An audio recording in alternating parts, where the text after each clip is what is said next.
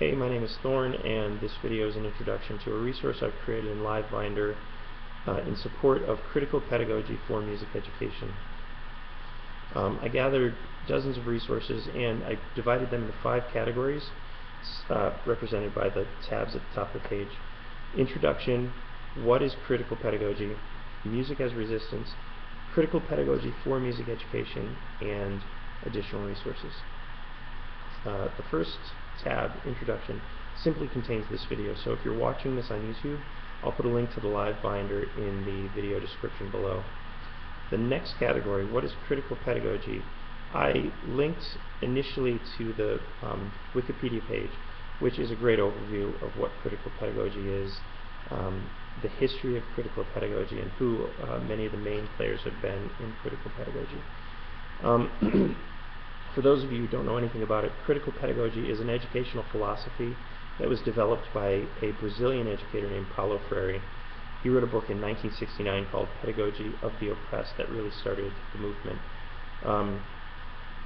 It wasn't, however, until the 80s that an educator named Henry Giroux really expanded the ideas and brought them to America. Critical pedagogy is basically the critical reflection on the values that inform our teaching, while we help our students to critically self-reflect on the knowledge and values that they find in the classroom, while at the same time helping them to recognize the connections between their experiences and their problems and the social contexts in which those experiences and problems are embedded.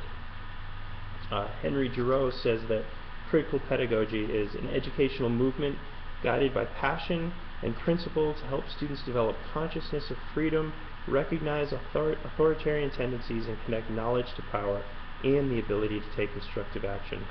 That quote was taken from an article called Lessons from Paulo Freire that I'll actually put in the description as well. In America, we have a straight white middle class male hegemony, and our education system was originally built on this as a tool to enculturate our population. Since our educational system was adopted in 1852, it's really served this purpose pretty well. I say it was adopted and not created because it was based on an earlier Prussian system that was created in the 18th century by the Prussian king to provide not only skills needed in an early industrialized world, reading, writing, and arithmetic, but also a strict education in ethics, duty, discipline, and obedience. Kids who don't fit the description of white middle class, kids of color, kids who are not neurotypical, kids who are of other cultures, poor kids, sometimes within this system are made to feel inadequate and inferior. And critical pedagogy is perfect for correcting this problem. Critical pedagogy was originally intended to teach Brazilian adults how to read, but since Freire really created these ideas, they've been used to educate oppressed people all over the world. And I think it's really important to multicultural education in the music classroom because music itself has been a source of resistance for centuries. And this brings me to the next tab, Music as Resistance, in which I've placed a number of articles and videos that describe how music like African American slave songs, protest songs, South American protest songs, punk rock, reggae, hip hop, rock and roll, have all been really important in changing our consciousness and changing things for the better. It's important, though, to remember that with the new genres, there are a lot of subgenres that that develop, and some of them can be dark and negative. So it's important to understand what we bring into our classroom, what we're drawing on, because a lot of this music is going to be really important to your music curriculum. And this brings me to my next tab, Critical Pedagogy for Music Education.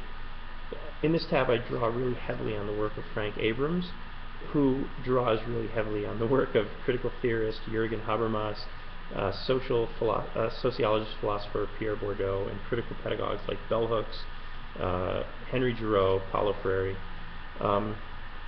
He developed a system that begins with 4 basic questions, which are who am I, who are my students, what might my students become, and what might we become together. He really challenges the dominant structure of the classroom, which has the student directly at the bottom. And he does this by acknowledging the students' knowledge, what they already know, what the richness of knowledge that they're going to bring into the classroom. Freire called traditional schooling the system, the banking system, which has the teacher as the holder of all the knowledge, and the teacher deposits the knowledge into the student, who is considered an empty vessel. Both Freire and Abrams, and I'm sure most of you know that that's not true, that these students learn outside the classroom, and it's important to acknowledge what they already know. Because this information, this music that they love, this music that they already have experienced, is going to be a really important bridge to the curriculum that we as music educators need to teach them.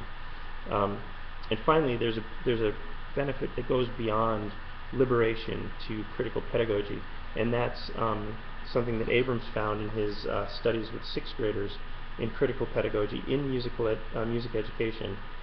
When they interviewed the students 4 months after they completed their music course, the results showed that they were able to discuss the concepts presented, remembered the musical content, and had an overall positive feeling about their general music class. And furthermore, they were able to meet all the benchmarks that students from grades 5 to 8 need to meet, as articulated by the National Standards for Arts Education. So by 6th grade, they had met all their benchmarks that they should have met, that they should have not met until 8th grade. So my last tab is called Additional Resources, and it's not really particular to music education or critical pedagogy. I put a lot of links to ideas about social justice, ideas about ethnomusicology, sociomusicology, multicultural education. And in the end, I fully endorse critical pedagogy for music education.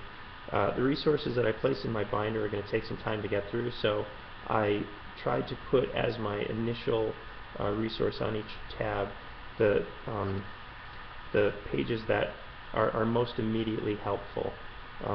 So explore, enjoy, and thank you.